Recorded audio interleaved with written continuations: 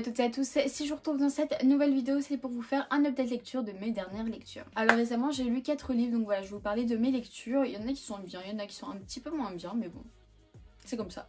Le premier livre dont j'ai envie de vous parler, il s'agit de King's Cage de Victoria Aveyard, publié dans les éditions MSK. Alors c'est le 3e tome de la saga de Red Queen.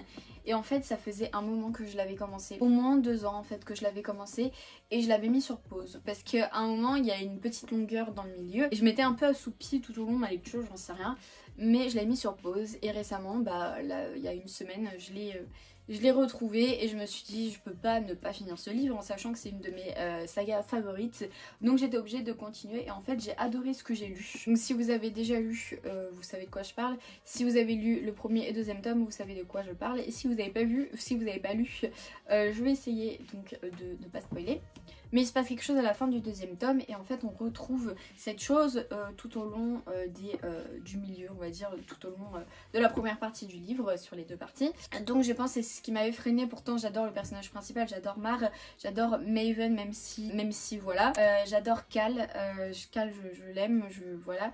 Et en fait je sais pas pourquoi j'ai eu du mal avec ce livre, alors que j'adore l'univers, je le trouve magnifique. Enfin c'est un livre... Au départ, je croyais que c'était de la dystopie. C'est plus que ça, c'est de la fantaisie. Et oui, c'est de la dystopie puisque bah, c'est le contraire d'utopie et que les personnages ne sont pas heureux dans leur monde. Je trouve ce livre juste génial. Il a été construit mais tellement bien. Et voilà, donc dans ce tome-ci, notre personnage principal est mis à épreuve. Mar est juste fantastique. Enfin, on la voit faible et on la voit revenir en force avec ce qui l'anime en fait, et c'est ça qu'on aime, c'est voir notre personnage avec ses valeurs, avec tout ce qu'elle défend, et la voir s'animer contre l'ennemi, c'est ce qu'on adore.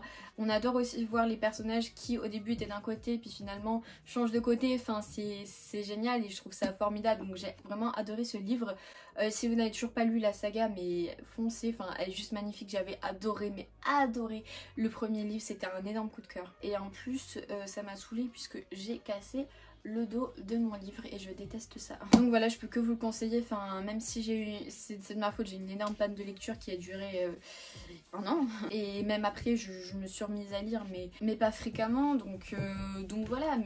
Mais là voilà, ce livre est juste formidable, donc faut que vous lisiez cette trilogie. Je peux pas vous en dire plus puisque c'est le 3e tome et c'est compliqué, mais voilà, il y a toujours cette histoire qui se passe et qui est formidable, la rébellion, tout ça, donc bon, foncez. Ensuite, récemment, j'ai lu Poulet aux prunes de Merjan Satrapi dans les éditions L'Association. Donc là, c'est une bande dessinée. C'est une bande dessinée qui parle de la vie de Nasser Ali Khan. Et en fait, c'est un musicien, il joue du tar jusqu'au jour où, enfin nous du coup on le rencontre à ce moment-là, où son tar est cassé et qu'il ne retrouve plus goût à la vie. Alors du coup, Nasser Ali Khan décide de mourir. Et donc à travers ce livre, on va ressasser tout son passé un peu.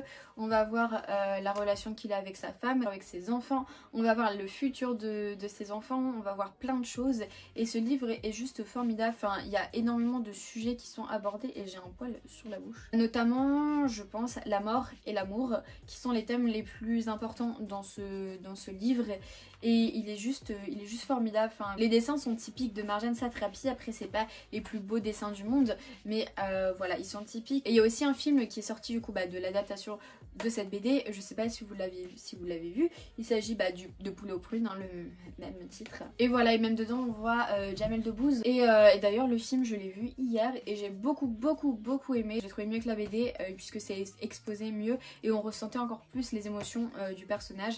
Mais voilà, c'est une petite BD toute simple, elle fait 80 pages et j'ai passé un bon moment en lisant ce livre qui parle aussi notamment de la révolution iranienne, mais c'est pas du tout le thème du livre. Ensuite, le prochain livre que j'ai envie de vous parler, que j'ai lu récemment ici, il s'agit de Sentiment 26 de Jemma Mallet, donc là publié dans les éditions Michel Lafon. Donc là aussi on se retrouve dans une dystopie, un monde de post-apocalyptique. En fait on a une cité où les sentiments, les émotions ont été évincés. On n'a ni haine ni amour. Et on va retrouver notre personnage principal, Evie, qui finalement elle ressent quelque chose. Elle a toujours des émotions, et elle se dit elle est pas normale, et elle essaye de vaincre un peu tout ça, elle fait des rêves en plus. Enfin voilà, il y a des choses un peu bizarres. Donc il faut savoir que ce livre je l'ai pas aimé. J'ai trouvé que ce livre avait du potentiel, que l'histoire était plutôt pas mal on va dire. Le monde créé est plutôt bien pensé, même si ça m'a fait un peu penser aux passeurs. Enfin, les personnages ne sont pas, mais pas du tout développés. On s'attache pas du tout aux personnages, pourtant on les suit pendant plus de 300 pages.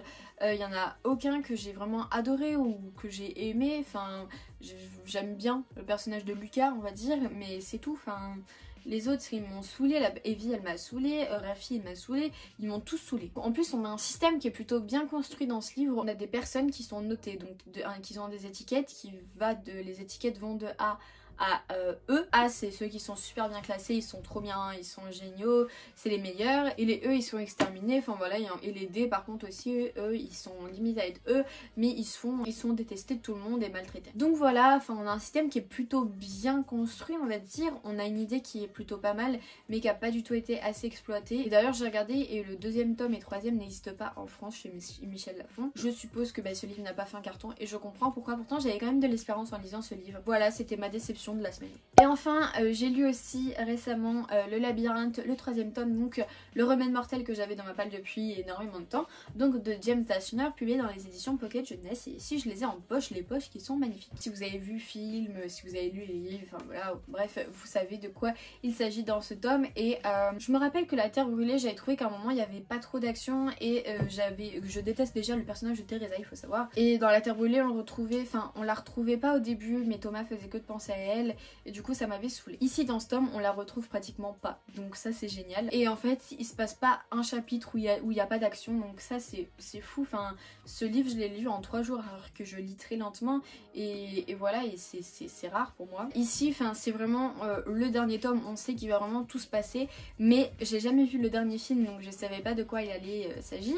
Mais voilà, enfin il se passe énormément de choses, j'ai adoré Thomas, c'est pas mon personnage favori, mais j'avoue que je l'ai un peu mieux aimé. Et encore une fois ce livre me surprend dans le sens où on n'hésite pas à sacrifier des personnages, enfin voilà, c'est ok, bon c'est la fin, mais bam, c'est quand même une dystopie, bam, tu veux qu'on fasse mourir certains, enfin c'est génial, je trouve ce livre juste formidable. Et la fin c'est un peu une fin ouverte dans le sens où on sait pas vraiment ce qui va en advenir d'eux, et je pense que ce que je retiens de ce livre c'est l'action qu'il y a eu. La rencontre avec d'autres personnages aussi, on retrouve des personnages qu'on avait eu au tout début et qu'on avait perdus et qu'après on les retrouve, Enfin voilà, je trouve que ce livre était voilà, avec Le Labyrinthe, le premier tome c'est vraiment le meilleur. En même temps il n'y en a que 3. Donc voilà pour mes lectures récentes de début avril. Donc j'espère que ça vous a plu, n'hésitez pas à me dire si vous avez lu les livres que je vous ai présentés, s'il y en a que vous n'avez pas lu et que vous avez envie de lire. En tout cas je vous laisse mon blog en barre d'infos pour si jamais vous avez envie de lire mes avis un peu plus détaillés. Et je vous fais de gros bisous et je vous dis à la prochaine vidéo. Bye la famille!